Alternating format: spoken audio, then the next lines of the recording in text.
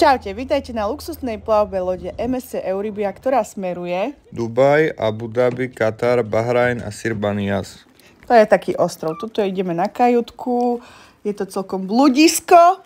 No, nohy ťa tak budú bolieť za týždeň. 20 000 krokov na deň minimálne sa priprav.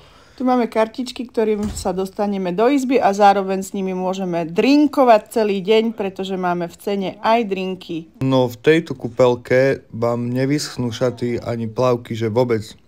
Tu už pijem svoje prvé pivko.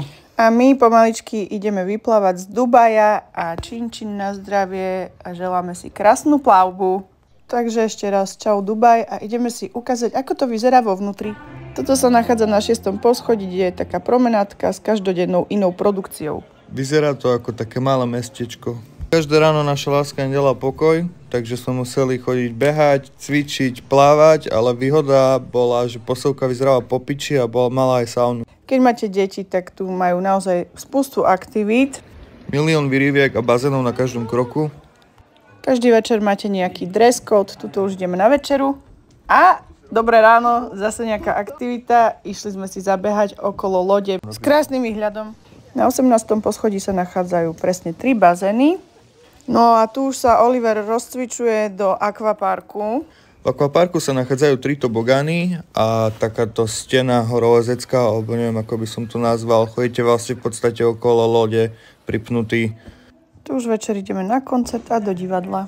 Dnešný večer to bol swing koncert a v divadle dávali rock music, no každý večer sa to obmienialo a každý večer bolo iné predstavenie či koncert. Toľko to ľudí sa tam zmestilo. Zeci ako ja tu majú kopec srandy, sú tu takéto arkádové hry a dá sa večer zahrať aj bowling.